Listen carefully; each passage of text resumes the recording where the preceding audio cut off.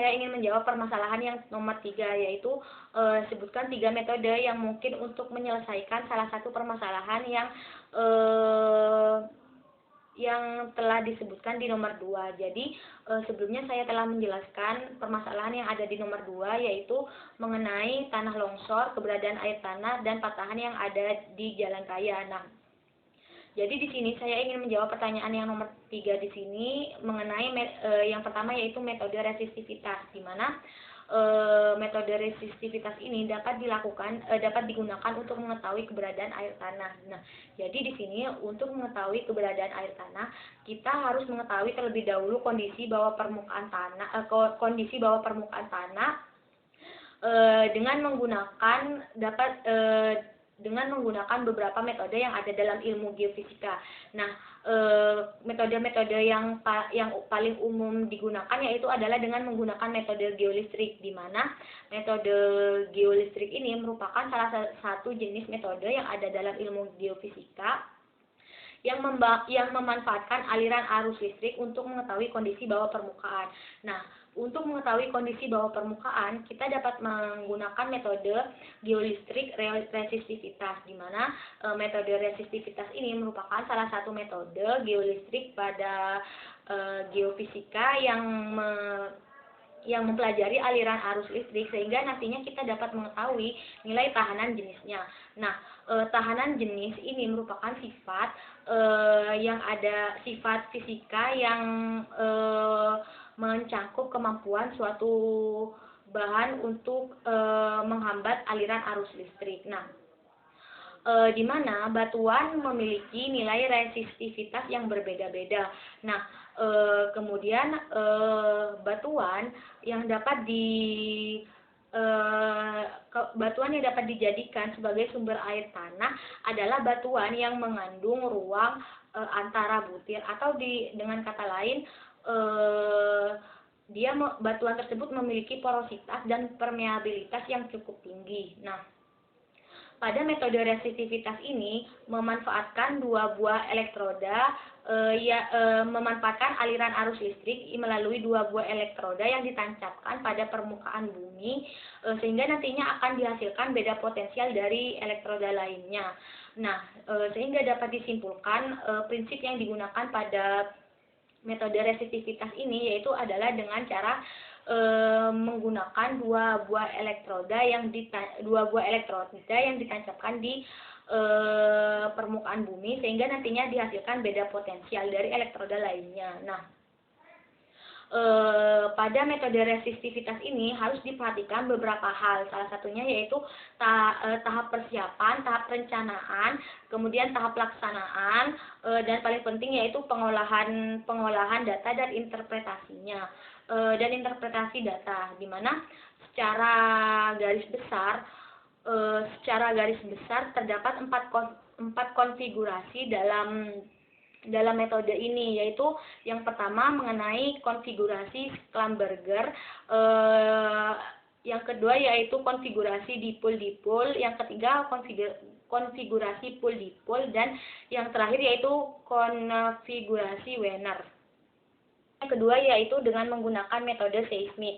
Nah, di mana metode seismik ini digunakan untuk nantinya mengetahui patahan yang ada di jalan raya, di mana patahan di jalan raya ini berhubungan erat dengan gerakan tanah, di mana pada gerakan tanah ini merupakan bencana yang dapat menyebabkan kerugian yang cukup besar. Nah, di mana dengan adanya dampak tersebut dilakukan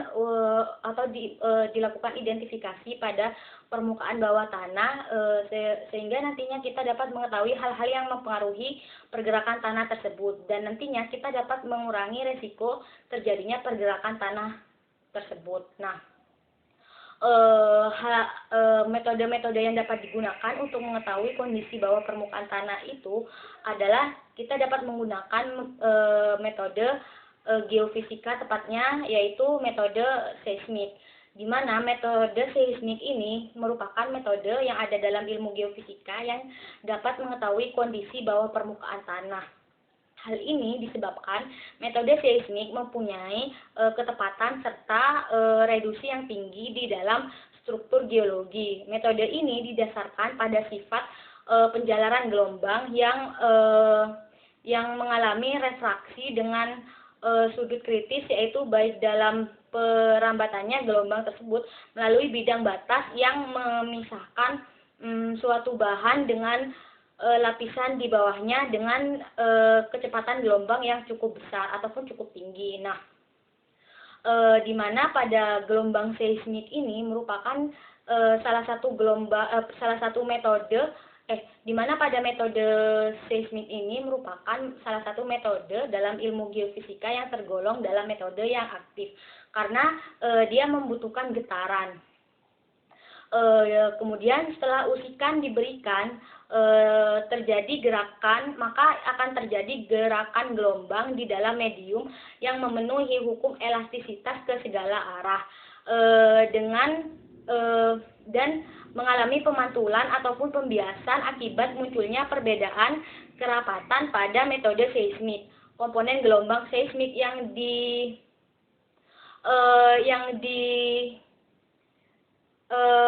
direkam akibat oleh alat perekam gempa, metode gelombang dengan seismik.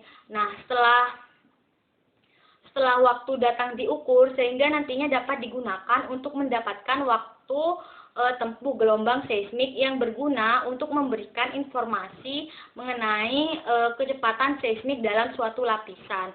Nah, di mana pada metode seismik ini untuk mengetahui litologi dan karakteristik geologi dapat digolongkan menjadi dua kategori, yaitu dengan menggunakan metode seismik refleksi dan menggunakan metode seismik refleksi, di mana pada metode seismik refleksi ini berhubungan erat dengan litologi atau karakteristik geologi yang berada dalam kedalaman yang cukup dalam, sedangkan pada metode refraksi ini berhubungan erat dengan litologi ataupun karakteristik geologi yang cukup dangkal. Metode yang ketiga yaitu adalah metode potensial diri atau disebut juga dengan self potensial, di mana metode self potensial ini dapat digunakan untuk mengidentifikasi adanya tanah longsor, di mana tanah longsor di sini memiliki definisi yaitu merupakan suatu gerakan menuruni lereng oleh massa tanah atau oleh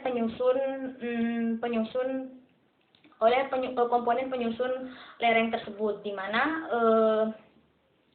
pergerakan tanah dapat diketahui dengan tanda seperti adanya retakan ataupun kerutan di permukaan lempeng tersebut. Nah,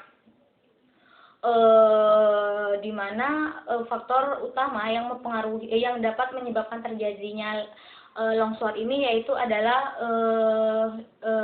adanya cracks atau disebut juga dengan retakan di bawah permukaan tanah, di mana untuk mengidentifikasi adanya cracks ataupun retakan di bawah permukaan tanah ini kita dapat menggunakan beberapa metode dalam ilmu geofisika, diantaranya yaitu dengan menggunakan metode